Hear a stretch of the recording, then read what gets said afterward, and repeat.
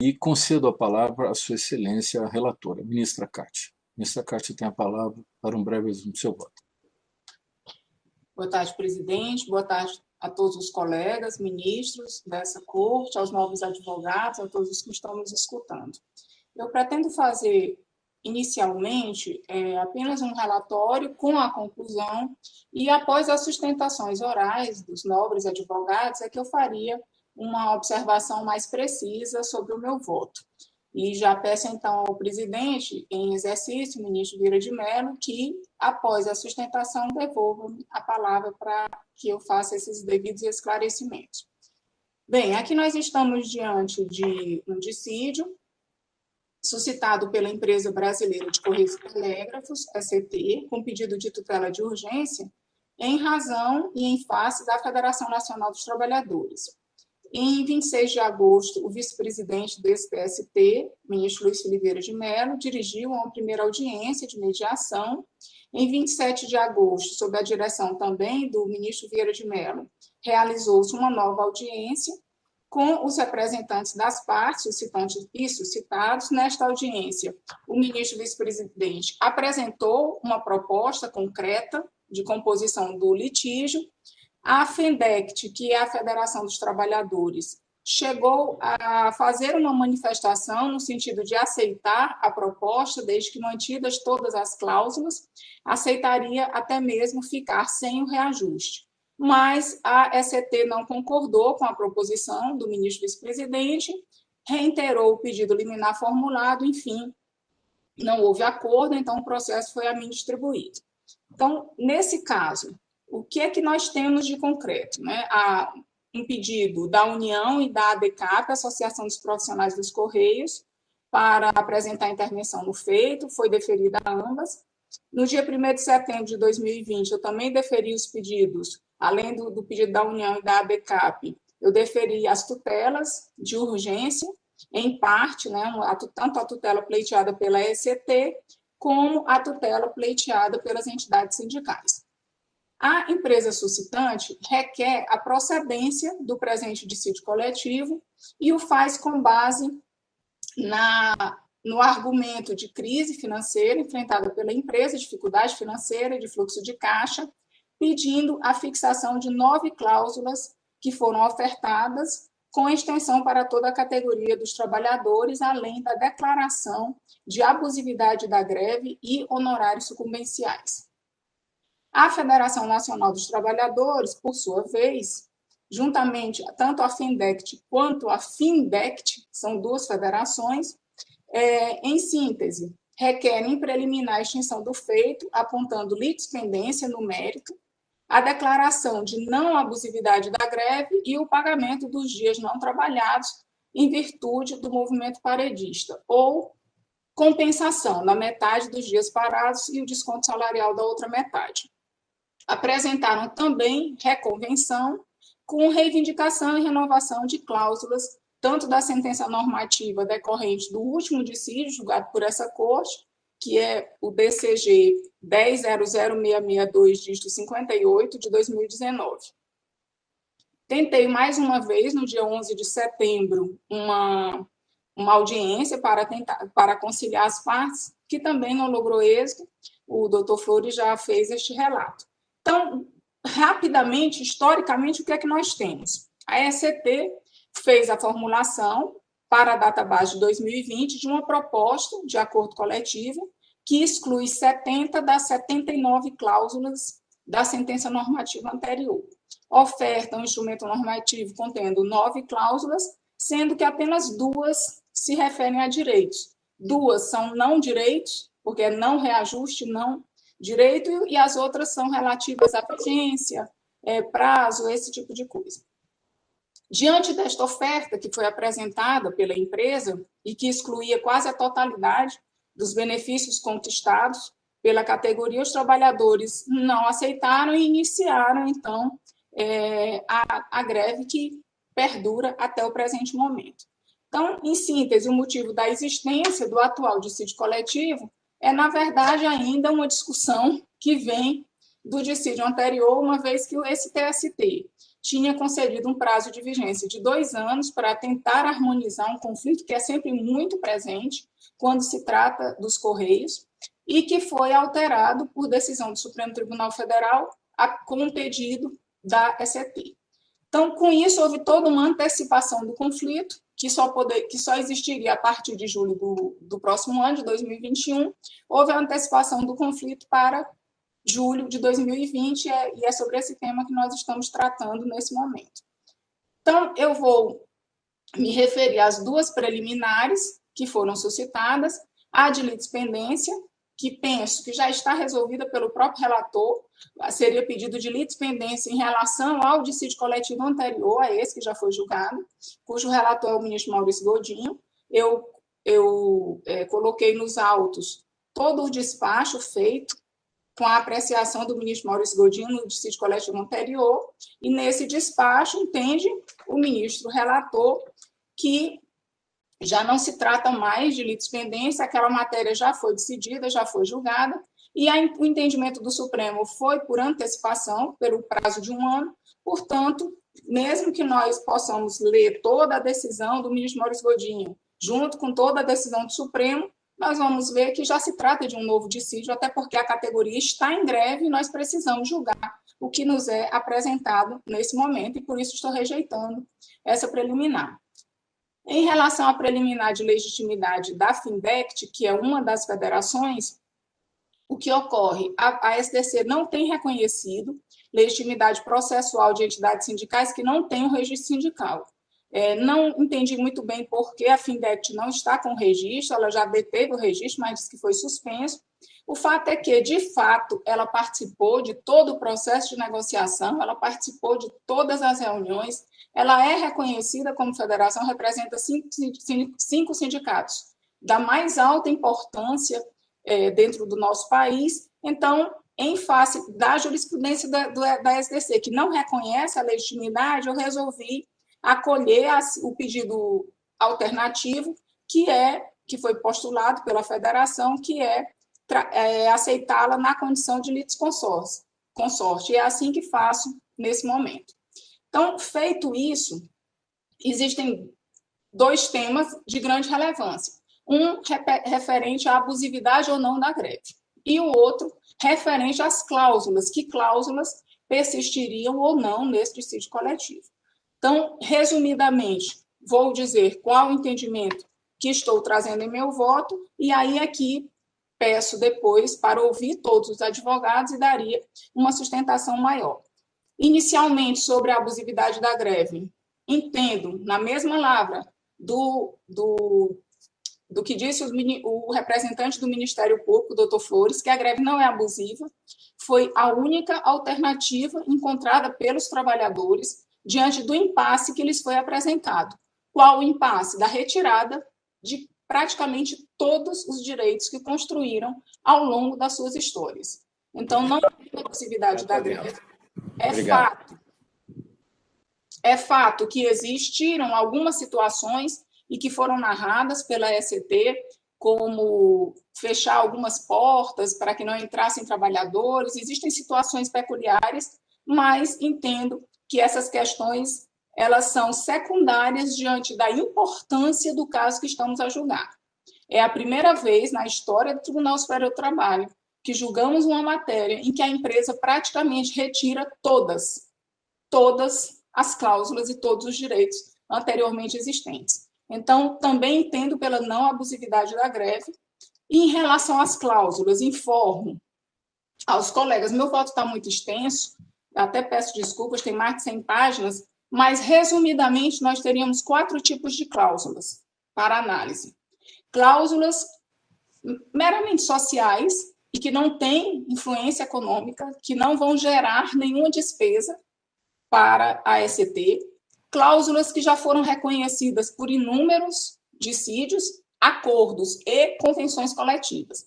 Então, em relação a essas cláusulas de conteúdo meramente social, minha proposta é para mantê-las todas as cláusulas de conteúdo meramente social que não impliquem em ônus, em dano econômico para a empresa, até porque são cláusulas históricas e se os meus nobres colegas observarem, algumas delas eu coloquei até de quando vem essas cláusulas. Existem cláusulas que vêm de 1990, existem cláusulas que vêm de 1985, então nós estamos em 2020, eu cheguei a citar em algumas delas os anos que repetidamente elas existiram em acordos e convenções coletivas. Existe um segundo tipo de cláusula, que é a chamada cláusula socioeconômica, que são cláusulas de caráter social, mas que causam alguma repercussão econômica. E essas eu entendo de duas maneiras. Aquelas que têm historicidade, que são cláusulas históricas, devem permanecer. Enquanto que as cláusulas que não são históricas são cláusulas mais inovadoras, cláusulas mais recentes. Eu posso dar como exemplo o adicional de distribuição e coleta, o Vale Cultura e a indenização por morte, são cláusulas mais recentes. Essas, pela jurisprudência do Tribunal Superior do Trabalho, a jurisprudência dominante, essas não poderiam permanecer. Sendo que a da indenização por morte, como nós temos precedente normativo correspondente ao tema, que é o seguro de vida, é possível fazer a adequação ao precedente normativo do TST, assim como a cláusula, alguma outra cláusula refere, por exemplo, como a cláusula 17, que também é possível fazer a adequação ao precedente normativo do Tribunal Superior do Trabalho, ao 119. Fora isso, ou seja, cláusulas sociais, cláusulas socioeconômicas, mas com caráter de historicidade, cláusulas econômicas que não teriam a historicidade, nós temos ainda aquelas cláusulas que são cláusulas de vigência, de eficácia, e temos a última cláusula que pode causar alguma repercussão e confusão e discussão, que é a questão da cláusula referente, não a reajuste, porque não é de reajuste que estamos falando, e sim a correção monetária, que o Tribunal Superior do Trabalho tem sempre concedido, de acordo com o valor próximo. No caso aqui, seria algo em torno de 2,60. Se considerarmos que a inflação do ano passado para cá foi em torno de 2,68 e que há ainda uma previsão de mais de 4% para o ano seguinte. Então, faço esse resumo e fico, então, aguardando as nobres considerações dos advogados, tanto da ECP quanto das federações, para que, a partir daí, possa desenvolver melhor o meu voto na parte de mérito. Agradeço, presidente. E devolvo a palavra à eminente relatora, ministra Kátia. Agradeço, presidente, agradeço também as manifestações dos nobres advogados, doutor Alexandre, doutor Hudson e doutora Mariana, e envio aos três a minha saudação.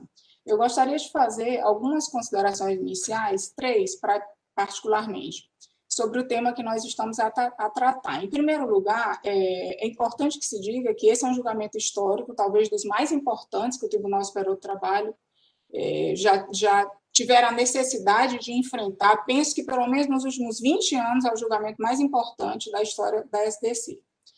E cito três aspectos fundamentais para isso. Primeiro, de que atividade nós estamos tratando, de que empresa nós estamos tratando. Então, começa por aí. Nós estamos tratando da ECT, uma empresa que tem mais de 360 anos.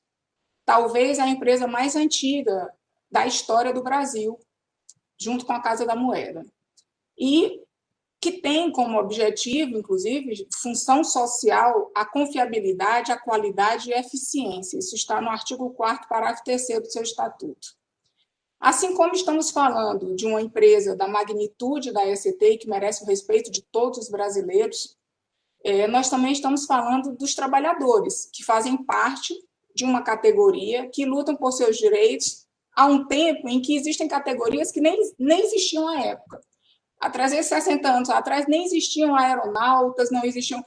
Ou seja, é algo tão grandioso e tão importante que merece realmente o nosso respeito ao tema atual.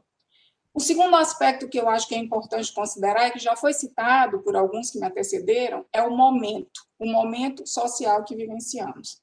Um momento de pandemia, né, com poucos precedentes na história, um momento que gera incerteza, insegurança, gera medo em todos nós, e que deveria aguçar sentimentos de solidariedade, não de arrogância. Né? Um momento que talvez fosse de trabalhadores e empregadores darem as mãos na busca de objetivos comuns, né, ao invés de suscitar e antecipar conflitos dessa natureza. E, por fim, acho que é importante citar também o que é o acordo e uma negociação coletiva, porque penso que isso não foi devidamente assimilado neste processo. A negociação coletiva ela é, sobretudo, um momento de entendimento, um momento de diálogo entre empregados e empregadores, um momento que, ao dialogar, há um objetivo. Qual o objetivo? O equilíbrio, equilíbrio das relações de trabalho, a harmonização de interesses conflituosos, e o que nós vivenciamos nesse processo. E é isso que eu vou pretender agora narrar em termos factuais. Na terceira reunião que nós fizemos, em busca de uma solução negociada, porque fizemos audiência com uma parte, audiência com outra, por fim, uma audiência de conciliação, não foi possível alcançar essa solução negociada. Mais uma vez, a empresa apresentou a sua proposta originária, sempre de 9 cláusulas e sempre com o discurso de nenhum direito a mais. Era sempre esse discurso que era feito. Assim como, por parte dos trabalhadores, o discurso ia para o outro lado, nenhum direito a menos. E era essa a situação que nós tínhamos. De um lado, nenhum direito a mais pela ECT, do lado dos trabalhadores, nenhum direito a menos. Mas o fato é que a ECT ela negou-se peremptoriamente em apresentar qualquer avanço no sentido de atender, ao menos parcialmente, as reivindicações da categoria. Houve uma patente conduta negativista para negociar, como eu, com quase 30 anos de experiência na justiça do trabalho, jamais tinha vivenciado. A ECT alega uma forte crise econômica vivenciada pela empresa, fundamento esse seria o principal para a recusa em atender às reivindicações da categoria. Do ponto de vista factual, o que é que nós temos? Não há como ser acolhida essa alegação da empresa de dificuldade financeira, baseada em uma hipótese de eventual e futura restrição de fluxo de caixa, ou seja, mero argumento, sem nenhuma comprovação. Na própria petição inicial, a ECT reconhece forte lucro nas suas atividades, considerando inclusive o primeiro semestre de 2020, além de lucros recorrentes há mais de 3 anos. Também pelos balanços apresentados pela empresa, constata-se lucro consecutivo. Além disso, até mesmo em razão da pandemia, o cenário é de forte crescimento do e-commerce. Aliás, esse fato é notório e amplamente divulgado. Se abrirmos qualquer jornal, qualquer revista, qualquer veículo de comunicação no país, nós vamos encontrar. Eu coloquei 3 aqui apenas como exemplo. E nós sabemos que o e-commerce é um dos pontos mais fortes na economia da ECT. Então, só como exemplo, no próprio blog dos Correios, em 14 de agosto de 2020, tem a seguinte matéria: Correios alavancam negócios durante a pandemia, no blog dos próprios Correios. Na Folha de São Paulo, demanda dos Correios cresce 25% na pandemia, impulsionada pelo e-commerce. Fora isso, existe uma informação divulgada pelo índice da Câmara Brasileira de Comércio Eletrônico, que aponta um aumento de 135% no comércio e entrega eletrônica, incluindo da ECT. Um outro ponto importante, isso se ficássemos só na parte econômica, que não é o caso, porque como juristas que nós somos, nós precisamos analisar os aspectos jurídicos dos temas em questão. Então, um outro ponto importante a ser destacado é que muitas das reivindicações da categoria profissional tratam de benefícios que não geram nenhum custo para a empresa, salvo a manutenção da empresa. Por exemplo, existem benefícios que só precisa que existam recursos humanos. E claro que a empresa precisa ter recursos humanos funcionando. Então, o que é que acontece? Mesmo sendo dito isso, mesmo sendo apresentada essa questão, qual foi a postura da empresa desde o início das negociações? Tanto extrajudiciais como judiciais, pelo que podemos observar. Absoluta resistência a qualquer movimentação efetiva para a negociação. E por isso é que eu digo, será que estamos mesmo diante de uma negociação coletiva? Houve alguma negociação coletiva? Ao meu ver, não houve, porque não havia, da parte da empresa, nenhum mínimo de cessão. Da parte dos trabalhadores, pelo menos na audiência com o ministro Luiz Filipe de Mello, eles aceitaram a proposta, mas nenhum avanço foi feito. Eu acho que não é preciso citar e lembrar que a ECT ela não é uma empresa estatal dependente da União. Né? As empresas estatais dependentes estão registradas no Boletim das Empresas Estatais Federais, não está a ECT. Na audiência, a ECT argumentou que, além das 9 cláusulas apresentadas, aí é que me chama mais atenção, a empresa cumpriria as reivindicações da categoria com regulação na lei. Ora, evidentemente que cumprir norma estatal não significa qualquer tipo de concessão de benefício. Cumprir norma estatal é a obrigação da empresa e de qualquer cidadão brasileiro. Então, é bem estranho como a negociação coletiva foi enfaixada nesse processo. A atividade de serviço postal no Brasil, como eu disse, já tem mais de 360 anos, se eu não me engano, 363 anos. Nas décadas de 70 a 80, sob o comando de um presidente que foi eleito para cargo de secretário-geral da União Postal Universal, a ECT, inclusive, experimentou uma grande pujança, um grande desenvolvimento, investiu em modernização de serviços e tinha como postura central a valorização do seu quadro de trabalhadores. E, com isso, ela aumentou o respeito da sociedade para essa nova instituição. Por isso é que digo e repito, não há qualquer antecedente na história da ECT à atual postura avessa à negociação que foi demonstrada pela empresa.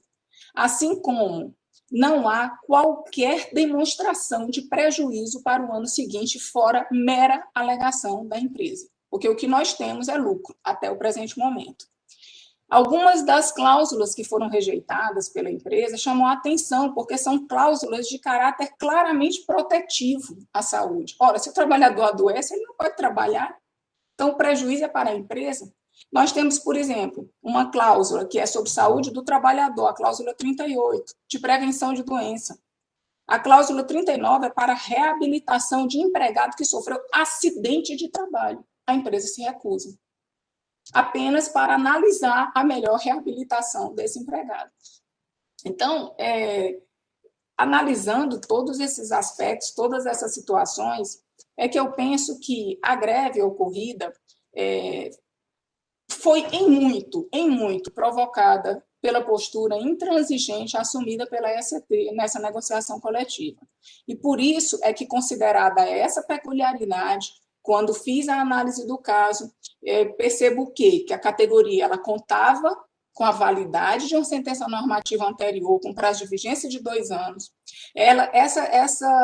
Esse dissídio coletivo anterior lhe garantia 2 anos.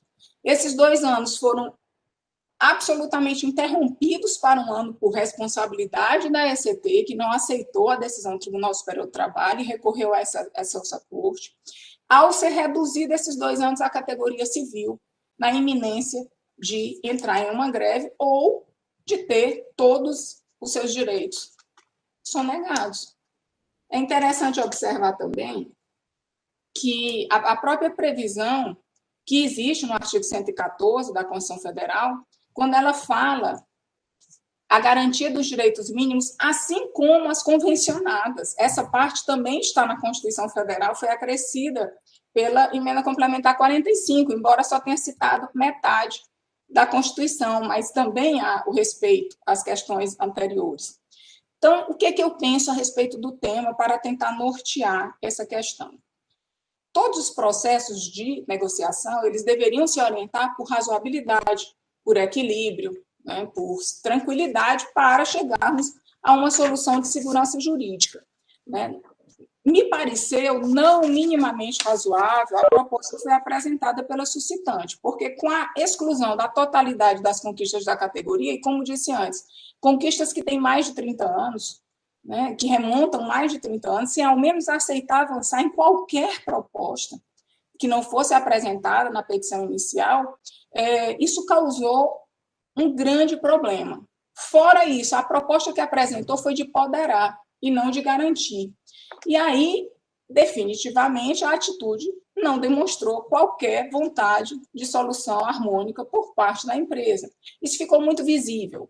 Por exemplo, a empresa determinou de imediato o desconto dos salários dos trabalhadores grevistas. Ah, mas não é essa postura? É, mas ela mandou de imediato, quando a lei diz que salvo acordo, convenção coletiva ou decisão judicial. Então, existem algumas questões, algumas atitudes que apenas aprofundaram a crise existente. E aí é importante que se ressalte que o desconto foi efetivado. A minha liminar só foi posterior a essa decisão. O desconto foi efetivado para os trabalhadores. Isso é muito importante que seja dito. Então, nesse contexto, os fatos demonstram que os trabalhadores foram, ao meu ver, provocados pela empresa ao estado de greve e utilizaram a greve, sim, mas como último recurso, para que pudessem ser ouvidos em suas reivindicações. Nesse aspecto, acho muito interessante a passagem do livro do procurador Francisco Gerson Marques de Lima sobre greve, em que ele diz, abro aspas, pelo desgaste generalizado, ninguém deseja greve, nem os próprios trabalhadores que as deflagram, mas são obrigados, eventualmente, a promoverem paralisações, como reação às iniquidades de que padecem e como instrumento de reivindicação, o derradeiro e o mais eficaz, diz o professor Francisco Gerson Marques de Lima.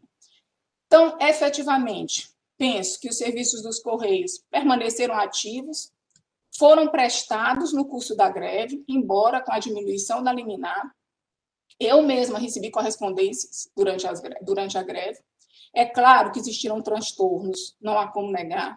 É claro que existiram dificuldades no movimento paredista, não há como negar, mas, considerando todo o transtorno causado à categoria, penso que houve um equilíbrio de forças nessa situação. E por isso é que, em relação aos dias parados, trago essa proposta, mas digo de antemão aos meus nobres colegas que, se essa corte entender majoritariamente no sentido da compensação, eu refluo meu entendimento e adoto a posição majoritária adotada pelos colegas. Não há da minha parte nenhum problema em relação a isso. Apenas entendi que o caso era muito diferente de todos os que nós examinamos, era um caso absolutamente particular. Acho que a categoria foi instigada ao conflito e, por isso, é que, diante dessa excepcionalidade, trouxe a proposta do pagamento regular aos trabalhadores. Mas já digo de antemão que posso refluir desta posição, adotando a posição majoritária dessa SDC, porque é assim que nós construímos o direito, né? À medida que possamos ouvir, à medida que possamos debater os temas relevantes. Então, queria fazer todos esses esclarecimentos. As cláusulas estão de antemão narradas no meu voto. As sociais, obviamente, sociais históricas não têm ônus, algumas socioeconômicas possuem ônus, e aí uma já foi até citada, como é o caso de cláusula que aumenta o valor da hora extraordinária, não consegui anotar aqui, mas eu sei que ela existe, cláusula que aumenta o valor da hora extraordinária, acima do que está previsto em lei. Todas essas cláusulas, ditas como cláusulas previstas em lei, na verdade, sempre tem uma complementação, um acréscimo, algo que contempla, que harmoniza com o direito. Então, em relação a essas, manter apenas as que são históricas, cláusulas com mais de 10 anos. E aí faço uma consideração que considerei como cláusulas históricas aquelas que tinham mais de 10 anos de acordos e convenções coletivas. Embora entenda que se depois de 10 anos houve algum momento ou algum dissídio coletivo que manteve essa cláusula como histórica, não consegui considerar que isso diminua a historicidade da cláusula, mas ela teria que ter, no mínimo, 10 anos em acordos e convenções. E todas as que estão sendo mantidas têm, no mínimo, 10 anos em acordos e convenções. Então, faço essas observações, obviamente agradecendo aos nobres advogados que sempre acrescentam com suas falas, que sempre trazem questões para a nossa reflexão, mas esses foram os fundamentos especiais, os fundamentos que adotei para a análise desse dissídio coletivo. Voltando a repetir que em toda a minha história como magistrada, que não é tão pequena, tem 30 anos, eu jamais havia visto uma situação em que todos os direitos de uma categoria fossem retirados de uma maneira tão brusca e sem qualquer comprovação, sem qualquer abertura para diálogo e negociação. Todas as pessoas que participaram desse processo souberam e viram o que aconteceu. O ministro Felipe Vieira de Mello participou um pouco, doutor Flores do Ministério Público viu e ouviu, e era sempre o mesmo discurso: não vamos dar nenhum direito a mais. Quando as empresas privadas dão direitos a mais. Existem inúmeros acordos e convenções coletivas que nós julgamos no Tribunal Superior do Trabalho de empresas privadas, e essas empresas sempre dão algo a mais, há uma negociação, há um ponto que, para trazer um equilíbrio na discussão, sempre tem. Não sei por que só a ECT entendeu que não deveria ter nenhum direito a mais para os seus trabalhadores, que, na verdade, são, sem sombra de dúvida, o maior capital social que ela possui.